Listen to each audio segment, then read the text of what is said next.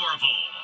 Hello, and thanks for joining us. I'm Mary Kelly, in today for Deborah. A blunt and frightening warning from the mayor of Tampa. If you choose to stay, you will die. As Hurricane Milton barrels towards Florida's Gulf Coast, millions are evacuating, leading to major gridlock. Stephen Fabian begins our coverage.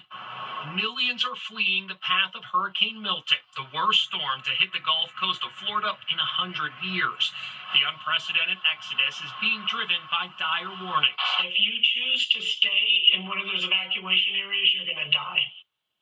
Wow. The president canceled an overseas trip and is joining calls to evacuate. It's a matter of life and death, and that's not hyperbole. It's a matter of life and death.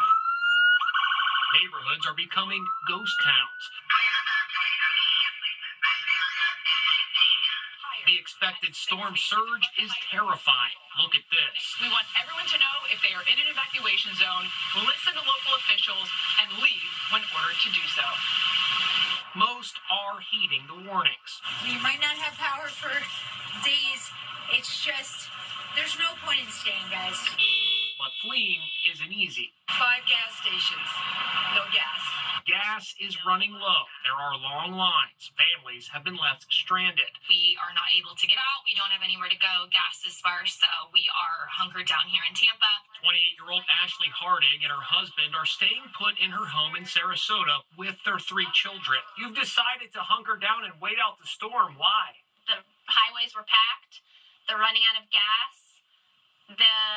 There's nowhere to go. Hotels are booked, so I felt safer in my own home. She showed me how the family plans to survive the storm. We're starting to put them all over the house, covering every window. This is actually our master bedroom, and since the hurricane is hitting in the evening, we're definitely going to be putting these up. We took all of our outdoor furniture. We have these straps, and basically we just tied it as tight as we could to help from things flying around. We want to make sure we've got all the things that we could need. Diapers, especially, we have small kids. That was an essential. I might have sold out the store of baby formula. Many Floridians are going on social media with useful advice on what to do in this crisis. Before you leave, take photos of all of your possessions inside the house. Anything that would be able to be claimed on your insurance to be replaceable. Basically, we're going to lose the entire fridge, so we have coolers ready. I have filled baggies with ice. Hurricane hunters flew right into the eye of the storm, and watch what happened. They were tossed around in the massive turbulence. This monster is coming. Later in the broadcast, we'll check in with a family who live in a house especially built to withstand a hurricane to find out if they are evacuating or hunkering down. After getting some... A good luck charm. Back to those glitter freckles. They're by Phase It Beauty, a brand created by Aliette Fettleman. It was so surreal. Aliette came to our studio makeup room and showed me how to put them on. It's just a wet sponge. If you're at home and don't have a sponge, like a washcloth. After about 30 seconds of rubbing them on, it's time for the big reveal. Oh, wow. I love it. Now I'll make the whole place shimmer, just like cheerleader Taylor. Taylor Swift resumes her concert tour October 18th in Miami. Before she headed to the hospital to have her baby, she stopped at Costco and had a salad with creamy dressing.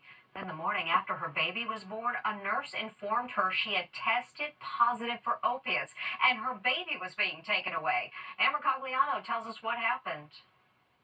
When this mom gave birth to her daughter, Hallie, she never imagined she'd have to fight to bring her baby home from the hospital. It was like a nightmare. Susan Horton says she was given a routine drug test shortly before giving birth. And to her utter shock, the drug test came back positive for opiates. It just was so out of left field that this could even happen. She was told her baby daughter had to remain in the hospital for drug testing and then possibly placed into foster care. Susan racked her brain. What could have caused a positive drug test?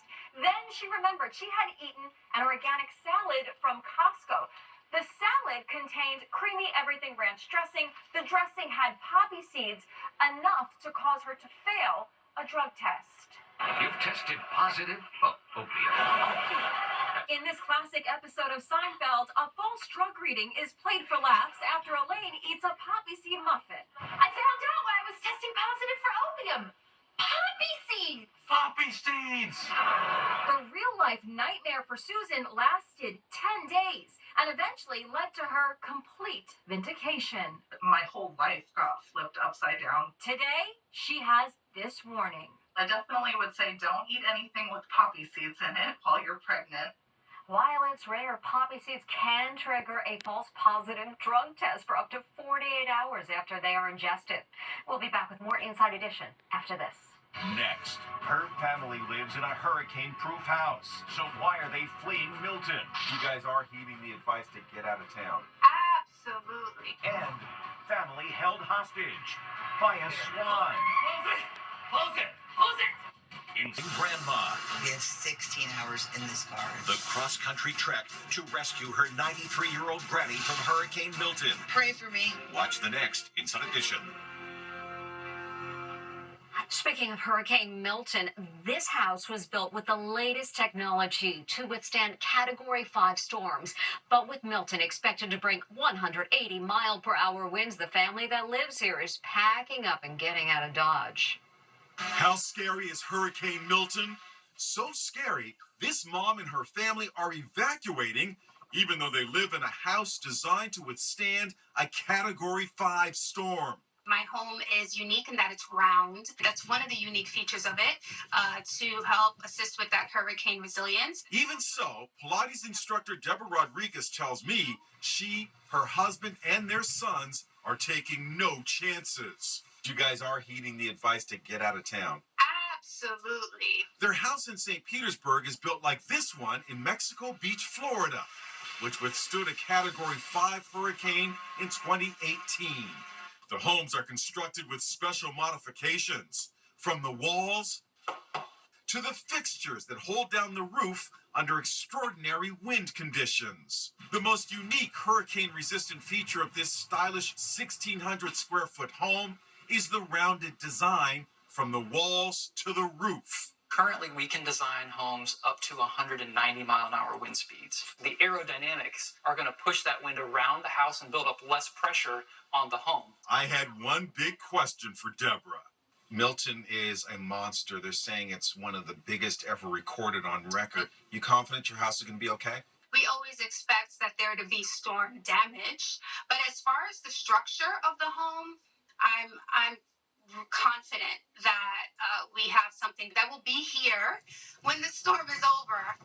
For everyone in evacuation areas, Uber is offering free rides to and from shelters. We hope everyone in Milton's Path stays safe. And we'll be back with more Inside Edition after this.